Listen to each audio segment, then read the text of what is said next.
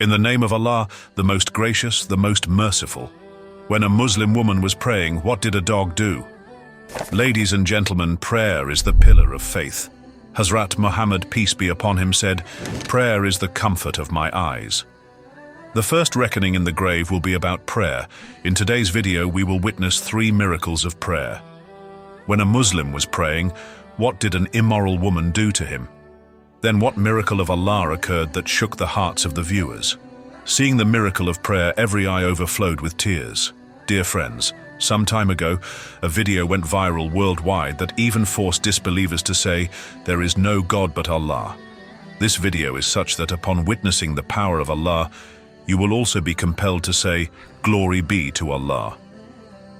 In the scenes captured on camera, it can be seen that a man, due to the heat, was offering prayer outside his house.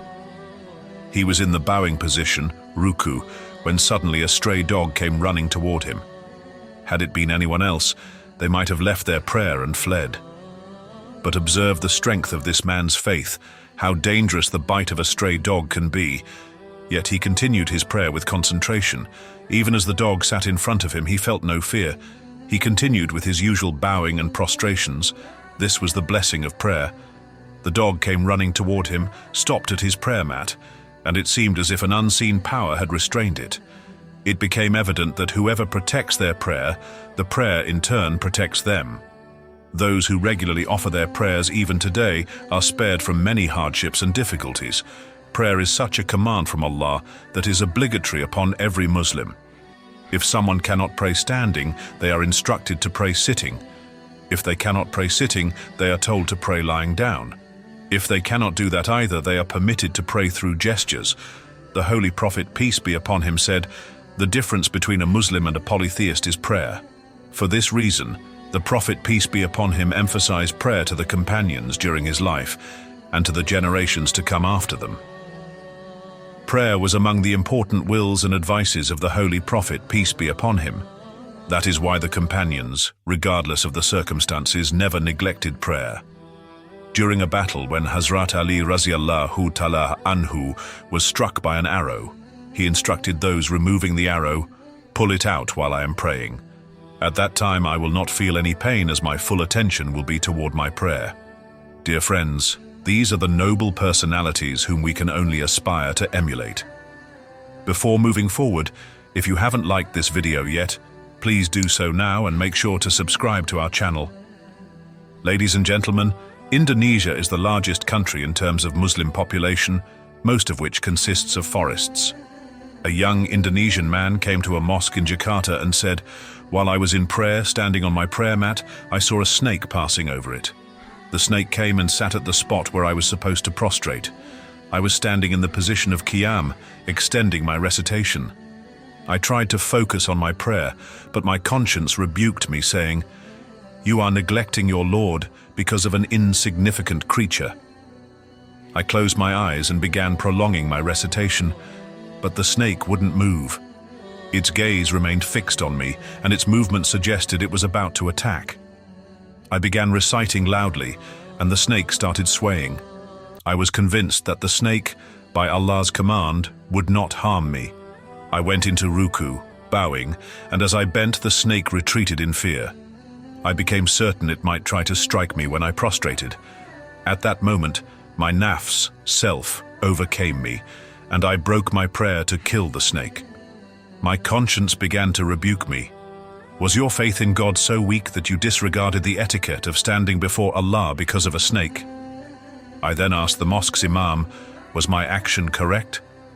The imam, observing the young man's love for prayer, said, "Allah Almighty said in the Quran, 'Whoever saves one life, it is as if they saved all of humanity.'" The Holy Prophet, peace be upon him, also said, "If you are in prayer and your mother calls out for you, you should break your prayer immediately. You ended your prayer to save your life, and saving a life is a noble and virtuous deed." In Palestine, an incident occurred, and its video went viral worldwide. This incident happened on a road in Palestine when, at the time of prayer, a father and son began praying on the road itself. Witnessing this scene, even the Israeli soldiers were stunned. How was this possible? A hunting dog approached the father and son, barking at them. The son, being young, was frightened, but the father remained engrossed in his prayer, connected to Allah. The dog then sat down silently. The young boy was very scared, but the father's faith remained steadfast, and he continued praying. When the father reached the part of the prayer where he raised his finger in tashahhud, the hunting dog immediately sat quietly and stopped barking. It seemed as if an unseen power had changed the dog's nature. The father and son completed their prayer, and the dog remained there, seated respectfully. The third incident occurred in India, where Muslims face various difficulties. Their hatred toward Muslims is so intense that veiled girls are being forced to leave schools and colleges. Those who refuse to chant slogans in praise of Sri Ram face severe punishments. The Indian media is actively propagating such actions. The situation has become so dire that Muslims are being dragged out of mosques after being subjected to violence. In some cases, mosques have been locked down. One such incident happened in Uttar Pradesh when police officers gathered outside a mosque and declared that if Muslims didn't vacate the mosque, they would be forced out through violence.